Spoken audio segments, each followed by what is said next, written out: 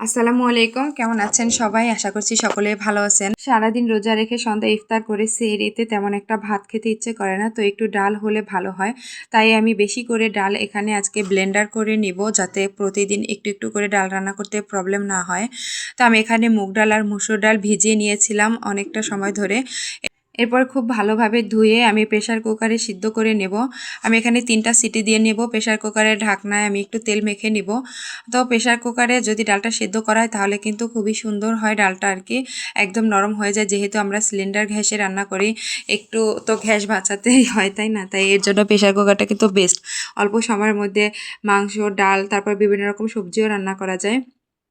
তো আমি এখানে ডিম সিদ্ধ করে নিয়েছি, আজকে ডিম ভুনা করব আর ডাল রান্না করব। আমাদের হাজব্যান্ড ওয়াইফ দুজনেরই ডাল আর ডিম বেশি পছন্দ, তো এর জন্য সেহরিতে কিন্তু আর কোনো বেশি ঝামেলা করতে হয় না। যেদিন আমার রান্না করতে একদমই ইচ্ছা করে না সেদিন শর্টকাটে আমি ডিম ভুনা করে ফেলি। আপনারা যারা প্রতিদিন ডাল রান্না করেন চাইলে এরকম টেকনিক ফলো করতে পারেন। একবারে ডাল বেশি করে সিদ্ধ করে তারপর বক্সে বক্সে করে ফ্রিজে রেখে দিলে যখন যতটুকু প্রয়োজন হয় শর্টকাটে কিন্তু ডালটা রান্না করা যায়। তো এই তো এদিকে হচ্ছে আমার ডালগুলো একদমই সিদ্ধ হয়ে গিয়েছে, দেখতেই পাচ্ছেন। এরপরেও আমি হচ্ছে ডালগুলোকে একটু ব্লেন্ডার করে নেব। এইভাবে যদি সিদ্ধ করে ব্লেন্ডার করে ডাল রান্না করা হয় তাহলে কিন্তু ডাল খেতে বেশ মজা হয়। আর এই টেকনিকটা আমি সবসময় ফলো করে থাকি। যেহেতু আমরা দুজন মানুষ, অল্প অল্প করে ডাল রান্না করা হয়। একবারে একটু একটু করে ডাল রান্না করতে গেলে কিন্তু ঝামেলা হয়ে যায়। সেক্ষেত্রে আমি একবারে ব্লেন্ডার করে এরকম ছোট ছোট বক্সে বক্সে রেখে দেই, যাতে করে আমাদের রান্না করলে একবারে দুজনার হয়ে যায় এরকম পর্যায়ে, আর আমার বাচ্চাও যাতে একটু খেতে পারে। তো পরিমাণ মতো আমাদের যতটুকু লাগে অতটুকু পরিমাণে আমি বক্সে করে এভাবে ফ্রিজে রেখে দিব। এরপর যখন যতটুকু প্রয়োজন হবে ততটুকু আমি নামিয়ে রান্না করে নিব। আর এখানে হচ্ছে এই যে ব্লেন্ডার করা ডাল আমি এখন একটু রান্না করে নিব।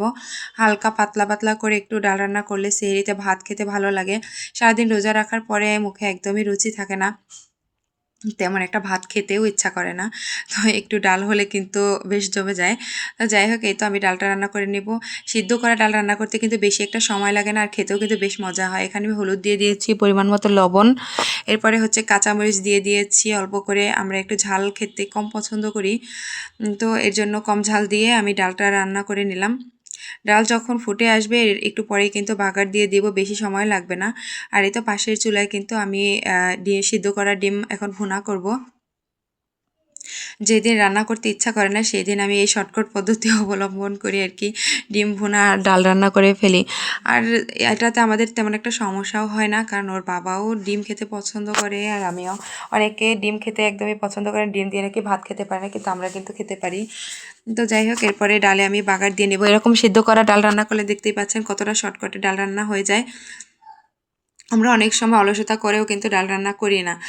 দেখা যায় সিদ্ধ করতে হবে, আবার ঘোটানাটার একটা বিষয় থাকে, অনেক ধরনের ঝামেলা থাকে, এজন্য কিন্তু ডালটা রান্না হয় না। আর বাচ্চাদের ঘরে অবশ্যই প্রতিদিন একটু একটু করে ডাল রান্না করতে হয় ওদের ভাত খাওয়ার জন্য। এদিকে হচ্ছে আমি পেঁয়াজ রসুনের মধ্যে একটু জিরা দিয়ে দিয়েছি বাগারের জন্য, আর 2-3টা শুকনো মরিচ দিয়ে দিয়েছি। এতে কিন্তু ঝাল হবে না, কিন্তু সুন্দর একটা বাগারের ঘ্রাণ আসবে। আর এদিকে ডাল রান্না কিন্তু শেষ। ব্লেন্ডার করা ডাল রান্না করতে কিন্তু বেশি একটা সময় লাগে না। না, আমি অত ভালো রান্নাবান্না করতে পারি না, কিন্তু এই ডাল রান্নাটা আমার শ্বশুরবাড়ির সবাই অনেক বেশি পছন্দ করে। আমি যখনই বাড়িতে যাব তখনই সবাই বলবে তুমি ডাল রান্না করে খাওয়াবে আমাদের। তাদের নাকি ডাল রান্নাটা বেশি পছন্দ। আমি জানি না, তাদের বাবাও অনেক বেশি পছন্দ করে, কিন্তু আমার কাছে স্বাভাবিক মনে হয়, অনেক বেশি মজা হয় এরকম কিছুই আমি দেখি না। তো যাই হোক, এদিকে হচ্ছে ডিমটাও ভুনা করে নিলাম। ডিম ভুনা করতে অত বেশি টাইম লাগে না, আমরা সবাই এটা ভুনা করতে পারি। ফাঁকিবাজি রান্না মানে ডিম রান্নাটা আমার কাছে সত্যিকারই ফাঁকিবাজি রান্না মনে হয়। আর আজকে এই তো এতটুকুই ছিল আমার রান্না বান্না। বেশি একটা ঝামেলা আর করতে ইচ্ছা হয়নি। সারাদিন কত রকম কাজ করতে হয়, মাঝে মধ্যে কিন্তু একদমই রান্না করতে ইচ্ছা হয় না। তখন কিন্তু এই ফাঁকিবাজি রান্নাটা করা যায়। এই রান্না দিয়ে কিন্তু অনেক ভাতও খাওয়া যায় এরকম ধরনের তরকারি দিয়ে। সবসময় তো আমরা মাছ মাংস খেয়ে থাকি, কিন্তু মাঝে মধ্যে ডাল ভাতও খেতে হয়। আসলে কিন্তু ডাল রান্নার কালারটা বেশ সুন্দর হয়েছে। আর ডিম ভুনাটাও কিন্তু অনেক সুন্দর হয়েছে, একদম লাল লাল করে আমি সবসময় ডিম ভুনা করে থাকি।